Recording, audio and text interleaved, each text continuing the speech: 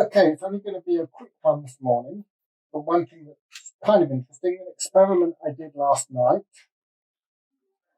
That's a conventional space marine that I put a blob of silly putty on the head of, and it just kind of draped over it by itself overnight. So I might use that later to try and get better coverage. Back to our friend here, and just get back on his little stand. There we go. I'm now going to just give him a quick varnish layer. The idea is that the varnish layer will protect the paint we've done. When you airbrush, you create very, very thin layers of paint. So it's very easy, as you can see, just on the corner there with his bones on his back, to pull off the paint. Varnishing will seal it in place and protect it. So I'm using Vallejo airbrush based varnish because that means I don't need to water it down. The other thing that I didn't mention yesterday that I use is airbrush cleaner. I only use that at the end of the day when I've finished all of my airbrushing. Then after I've cleaned everything else out, I'll just run a small amount of that through the brush to help finish cleaning it. So, as with yesterday, just a couple of drops of flow improver.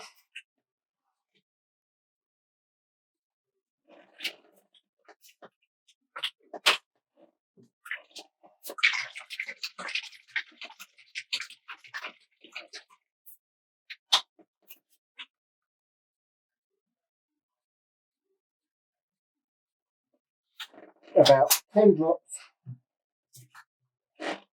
of varnish.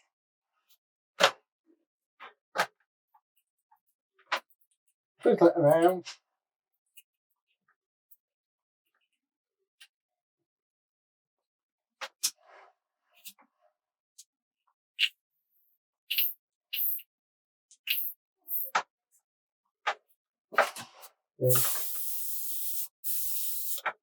You can barely see this as it goes on. It almost looks dry.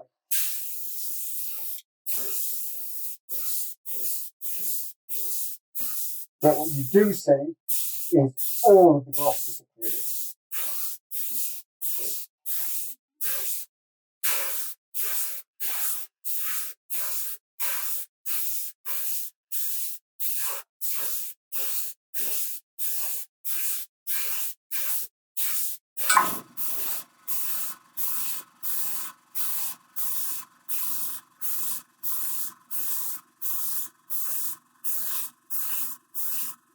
Same idea as when you're varnishing, as when you're undercoating.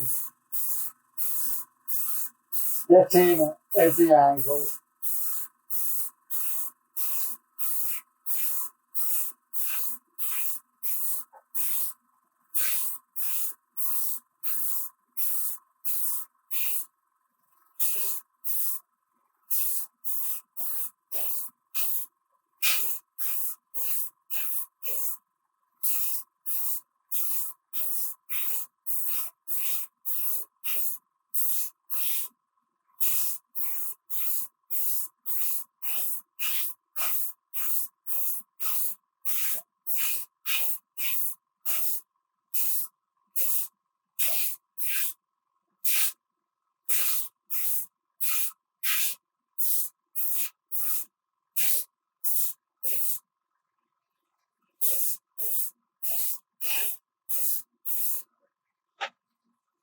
I don't know if you can see how much flatter that now is.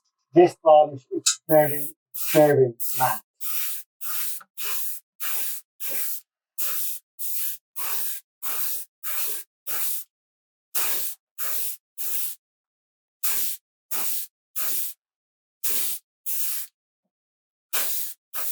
Sometimes gloss can hide less smooth blends and other pieces. If you put a matte varnish on it, it's got nowhere to hide.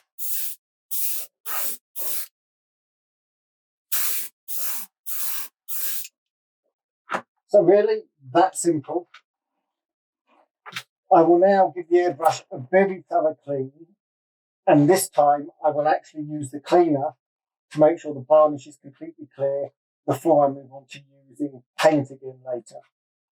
So with the cleaner, it's just the same cleaning process I showed earlier, but then at the very end, I'll put a drop of cleaner through, blow it all out into the container, and then put some water through afterwards just to make sure that all of the cleaner is cleaned out and that doesn't affect my airbrush.